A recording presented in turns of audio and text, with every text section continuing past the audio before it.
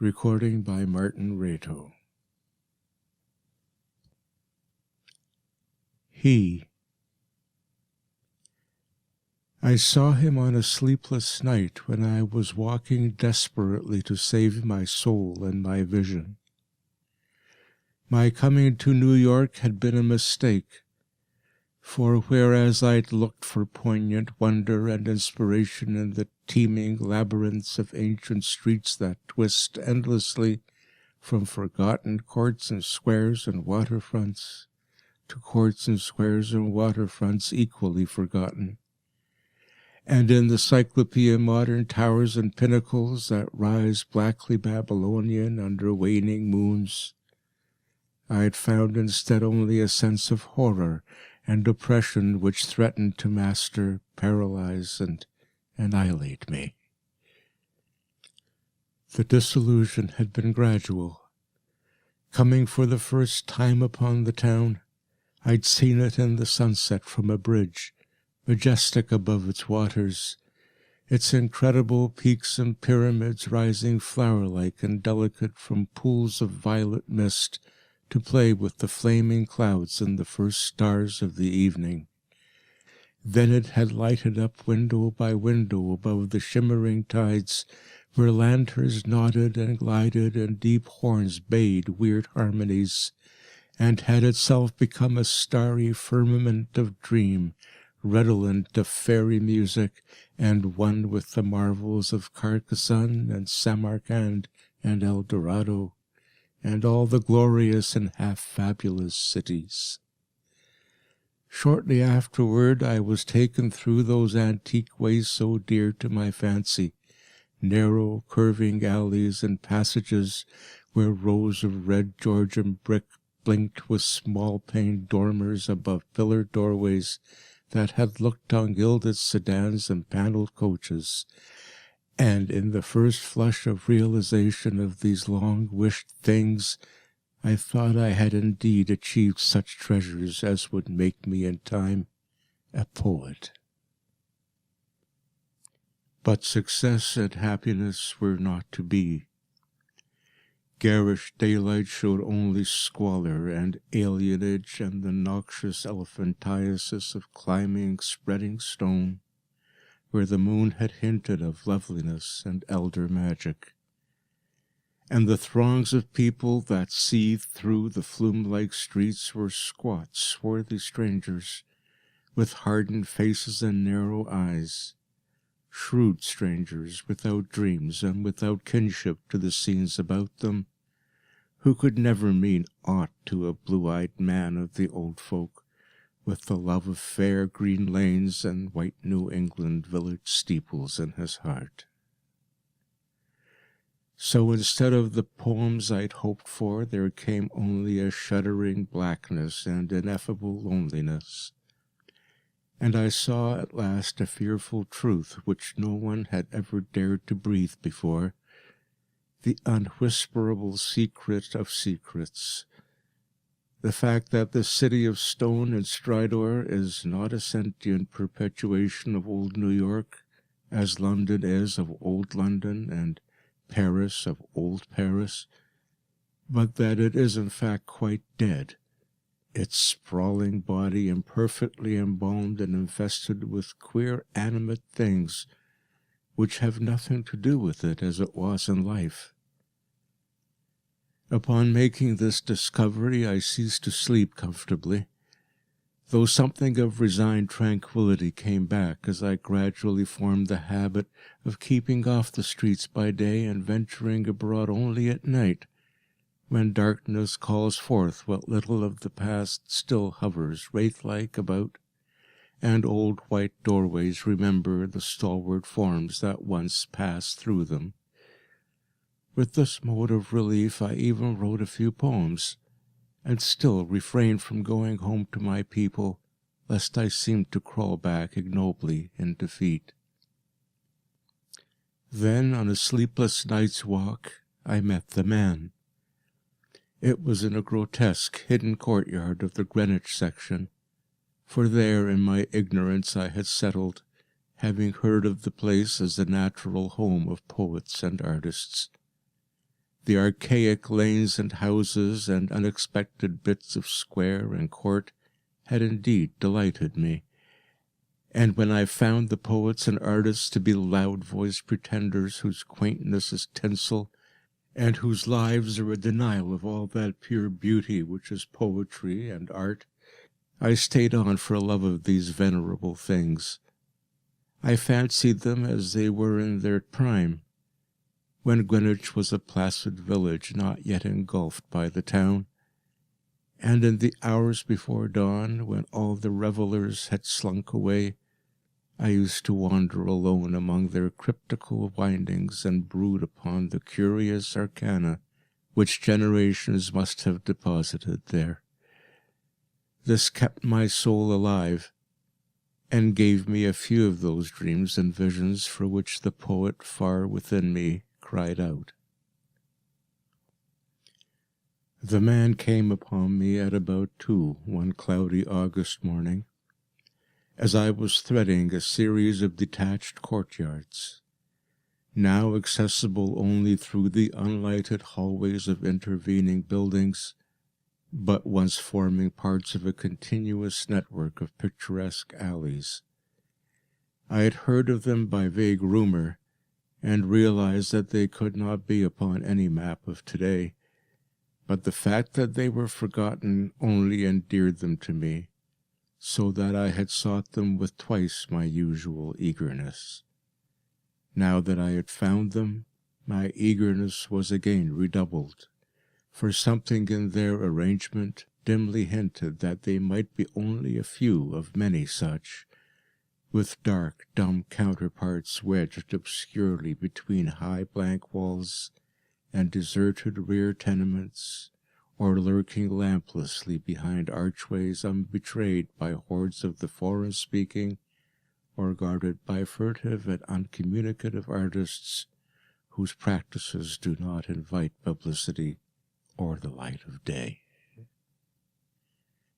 He spoke to me without invitation, noting my mood and glances as I studied certain knockered doorways above iron-railed steps, the pallid glow of traceried transoms feebly lighting my face.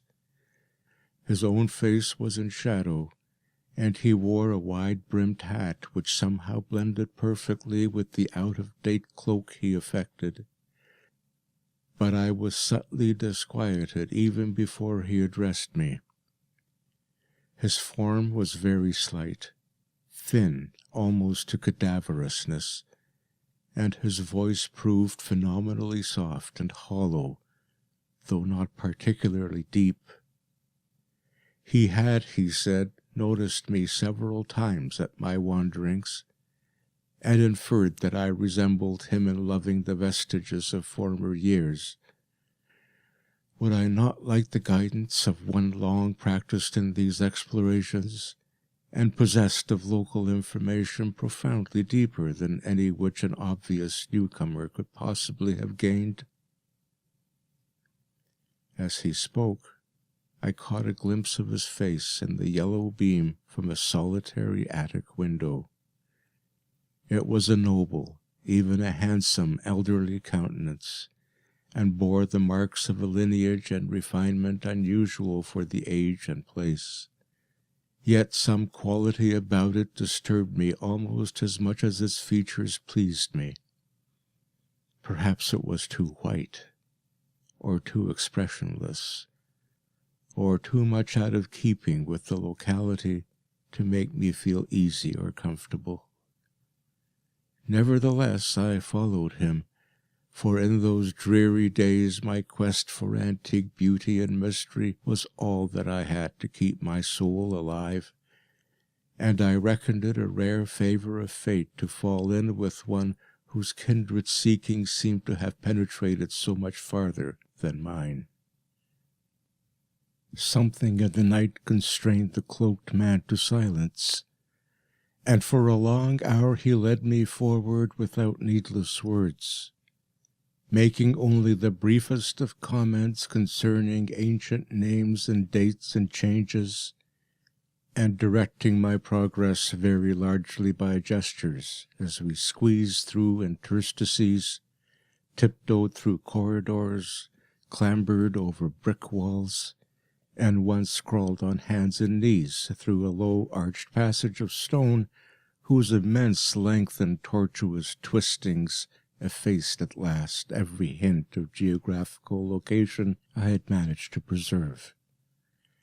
The things we saw were very old and marvelous, or at least they seemed so in the few straggling rays of light by which I viewed them, and I shall never forget the tottering Ionic columns and fluted pilasters and urn-headed iron fence-posts and flaring linteled windows and decorative fanlights that appeared to grow quainter and stranger the deeper we advanced into this inexhaustible maze of unknown antiquity. We met no person, and as time passed, the lighted windows became fewer and fewer. The street lights we first encountered had been of oil, and of the ancient lozenge pattern. Later I noticed some with candles, and at last, after traversing a horrible unlighted court where my guide had to lead with his gloved hand through a total blackness to a narrow wooded gate in a high wall, we came upon a fragment of alley lit only by lanterns in front of every seventh house, unbelievably colonial tin lanterns with conical tops and holes punched in the sides. This alley led steeply uphill, more steeply than I thought possible in this part of New York, and the upper end was blocked squarely by the ivy-clad wall of a private estate, beyond which I could see a pale cupola and the tops of trees waving against a vague lightness in the sky. In the wall was a small, low-arched gate of nail-studded black oak, which the man proceeded to unlock with a ponderous key. Leading me within, he steered a course in utter blackness over what seemed to be a gravel path, and finally up a flight of stone steps to the door of the house, which he unlocked and opened for me. We entered, and as we did so I grew faint from a reek of infinite mustiness which welled out to meet us, and which must have been the fruit of unwholesome centuries of decay.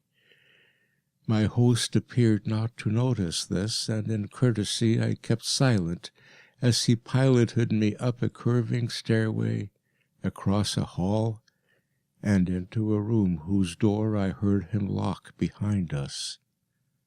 Then I saw him pull the curtains of the 3 small-paned windows that barely showed themselves against the lightening sky, after which he crossed to the mantel, struck flint and steel, lighted 2 candles of a candelabrum of 12 sconces, and made a gesture enjoining soft-toned speech. In this feeble radiance I saw that we were in a spacious, well-furnished and panelled library dating from the first quarter of the 18th century, with splendid doorway pediments, a delightful Doric cornice, and a magnificently carved overmantel with scroll and urn top.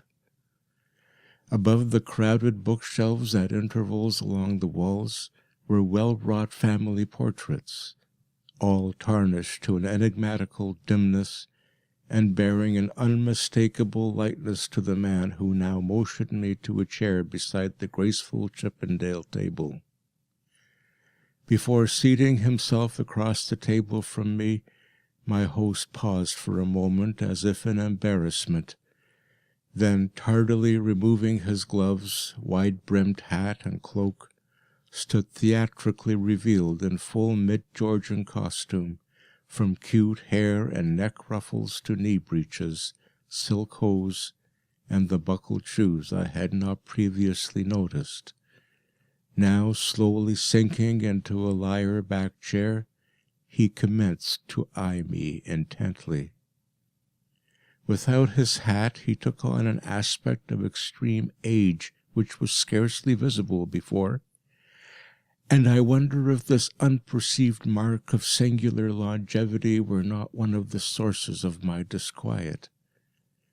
When he spoke at length, his soft, hollow, and carefully muffled voice not infrequently quavered, and now and then I had great difficulty in following him as I listened with a thrill of amazement and half disavowed alarm, which grew each instant.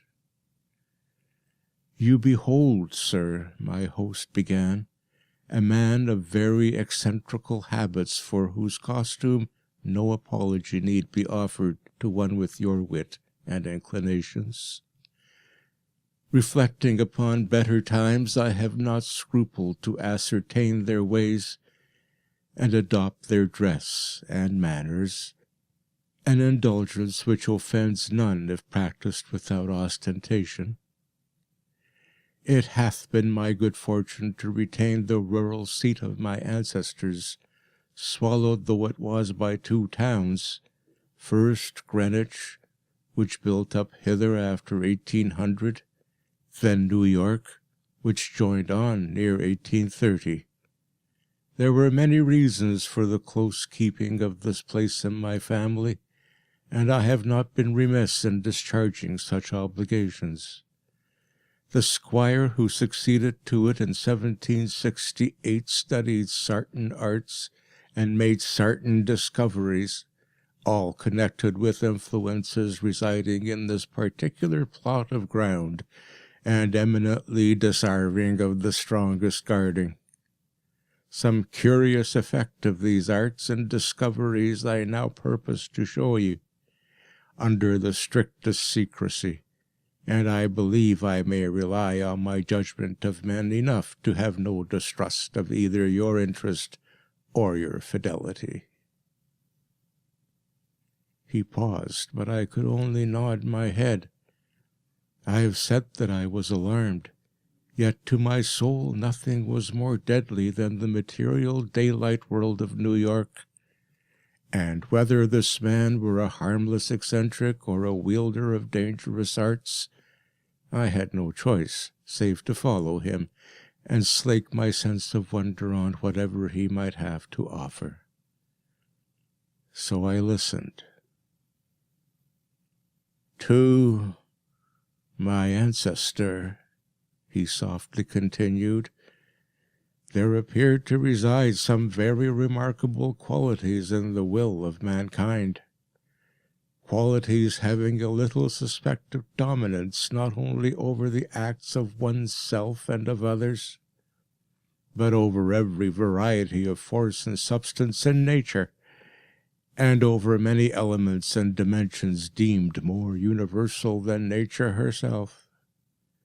May I say that he flouted the sanctity of things as great as space and time, and that he put to strange uses the rights of certain half-bred Red Indians once encamped upon this hill? These Indians showed color when the place was built, and were plaguey pestilent in asking to visit the grounds at the full of the moon. For years they stole over the wall each month when they could, and by stealth performed certain acts.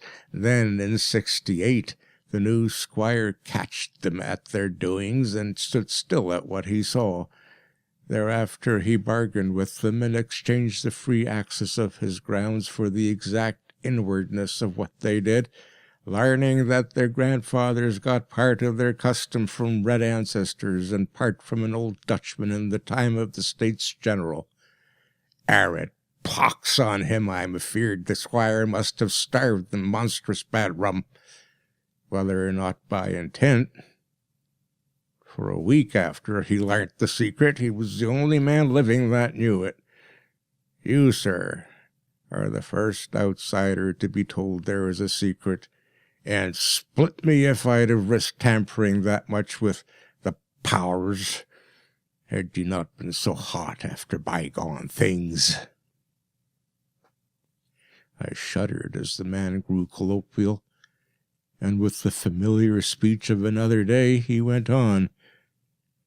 "But you must know, sir, that what the squire got from those mongrel savages was but a small part of the learning he came to have. He'd not been at Oxford for nothing, nor talked to no account with an ancient chymist and astrologer in Paris. He was, in fine, made sensible that all the world is but the smoke of our intellects, past the bidding of the vulgar, but by the wise to be puffed out and drawn in like any cloud of prime Virginia tobacco. What we want, we may make about us, and what we don't want, we may sweep away. I won't say that all this is wholly true in body, but 'tis sufficient true to furnish a very pretty spectacle now and then. You, I conceive, would be tickled by a better sight of certain other years than your fancy affords you, so be pleased to hold back any fright at what I design to show. Come to the window and be quiet." My host now took my hand to draw me to one of the two windows on the long side of the malodorous room, and at the first touch of his ungloved fingers I turned cold. His flesh, though dry and firm, was of the quality of ice, and I almost shrank away from his pulling. But again I thought of the emptiness and horror of reality, and boldly prepared to follow whithersoever I might be led. Once at the window, the man drew apart the yellow silk curtains and directed my stare into the blackness outside. For a moment I saw nothing, save a myriad of tiny dancing lights far, far before me. Then, as if in response to an insidious motion of my host's hand, a flash of heat lightning played over the scene, and I looked out upon a sea of luxuriant foliage, foliage unpolluted, and not the sea of roofs to be expected by any normal mind. On my right the Hudson glittered wickedly, and in the distance ahead I saw the unhealthy shimmer of a vast salt marsh constellated with nervous fireflies. The flash died, and an evil smile illumined the waxy face of the aged necromancer. "That was before my time, before the new squire's time. Pray let us try again." I was faint, even fainter than the hateful modernity of that accursed city had made me. "Good God," I whispered, "can you do that for any time?" And as he nodded and bared the black stumps of what had once been yellow fangs, I clutched at the curtains to prevent myself from falling. But he steadied me with that terrible ice-cold claw, and once more made his insidious gesture. Again the lightning flashed, but this time upon a scene not wholly strange. It was Greenwich, the Greenwich that used to be, with here and there a roof or row of houses as we see it now, yet with lovely green lanes and fields and bits of grassy common. The marsh still glittered beyond, but in the farther distance I saw the steeples of what was then all of New York, Trinity and St. Paul's, and the brick church dominating their sisters, and a faint haze of wood smoke hovering over the whole. I breathed hard, but not so much from the sight itself as from the possibilities my imagination terrifiedly conjured up. "Can you, dare you, go far?" I spoke with awe, and I think he shared it for a second, but the evil grin returned. "Far? What I have seen would blast you to a mad statue of stone. Back, back, forward, forward. Look, ye puling lackwit." And as he snarled the phrase under his breath, he gestured anew, bringing to the sky a flash more blinding than either which had come before. For full 3 seconds I could glimpse that pandemoniac sight, and in those seconds I saw a vista which will ever afterward torment me in dreams. I saw the heavens verminous with strange flying things, and beneath them a hellish black city of giant stone terraces with impious pyramids flung savagely to the moon, and devil lights burning from unnumbered windows.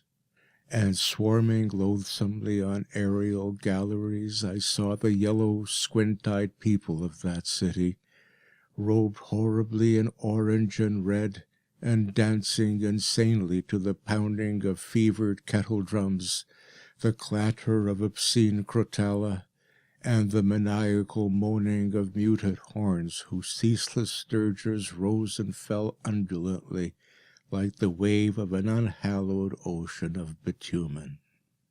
I saw this vista, I say, and heard as with the mind's ear the blasphemous Dom Daniel of cacophony which companioned it.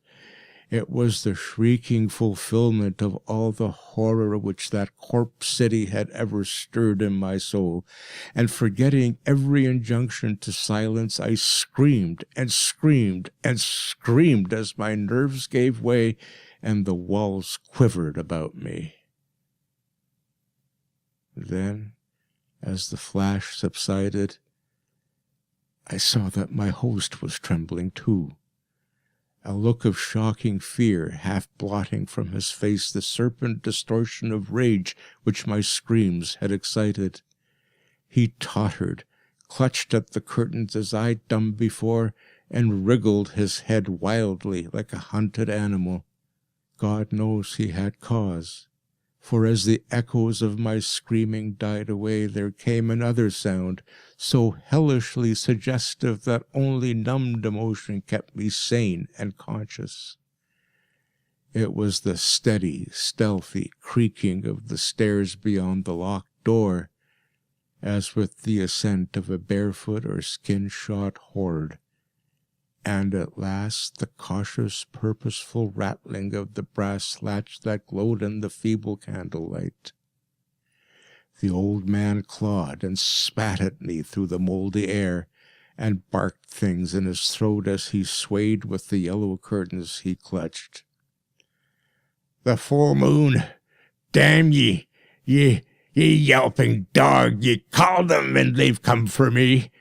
Moccasined feet! Dead men! Gat sink ye red devils, but I poisoned no rum of yours, and I kept your pox-rotted magic safe. Ye swilled yourself sick, curse ye, and yet must needs blame the squire. Let go, you! Unhand that latch, I've naught for ye here." At this point, 3 slow and very deliberate raps shook the panels of the door, and a white foam gathered at the mouth of the frantic magician. His fright, turning to steely despair, left room for a resurgence of his rage against me, and he staggered a step toward the table on whose edge I was steadying myself. The curtains, still clutched in his right hand as his left clawed out at me, grew taut and finally crashed down from their lofty fastenings, admitting to the room a flood of that full moonlight which the brightening of the sky had presaged.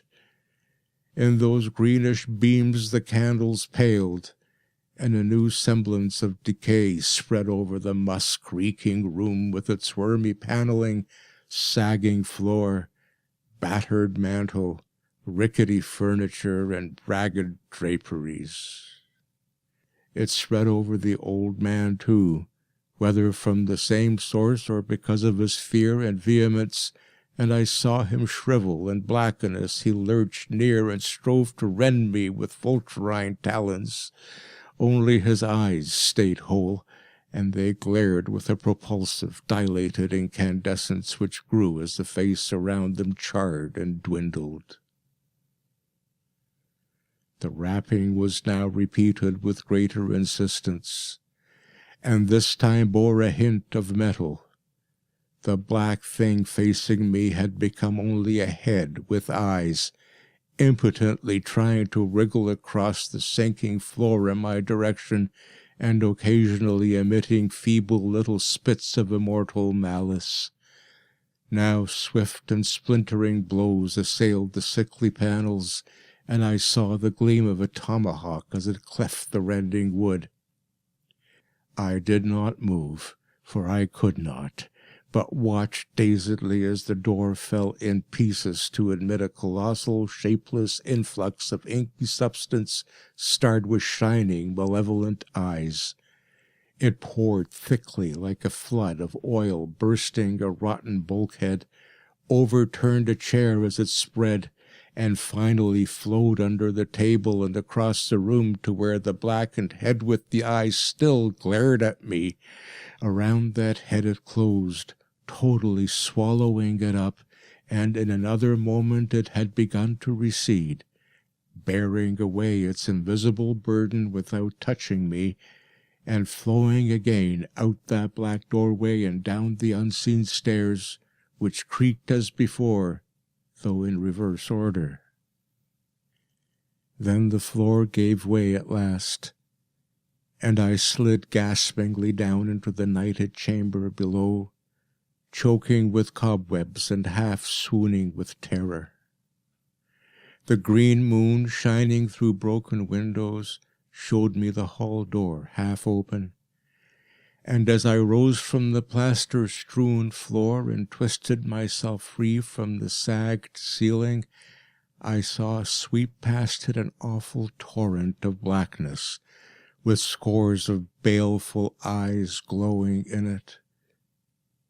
It was seeking the door to the cellar, and when it found it, vanished therein.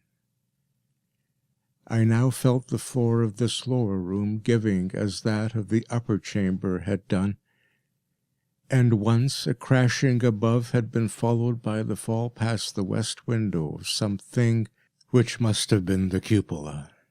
Now, liberated for the instant from the wreckage, I rushed through the hall to the front door, and finding myself unable to open it, seized a chair and broke a window, climbing frenziedly out upon the unkempt lawn where moonlight danced over yard-high grass and weeds. The wall was high and all the gates were locked, but moving a pile of boxes in the corner, I managed to gain the top and cling to the great stone urn set there. About me, in my exhaustion, I could see only strange walls and windows and old gambrel roofs. The steep street of my approach was nowhere visible, and the little I did see succumbed rapidly to a mist that rolled in from the river despite the glaring moonlight. Suddenly the urn to which I clung began to tremble as if sharing my own lethal dizziness, and in another instant my body was plunging downward to I knew not what fate. The man who found me said that I must have crawled a long way despite my broken bones, for a trail of blood stretched off as far as he dared look. The gathering rain soon effaced this link with the scene of my ordeal, and reports could state no more than that I had appeared from a place unknown, at the entrance to a little black court off Perry Street.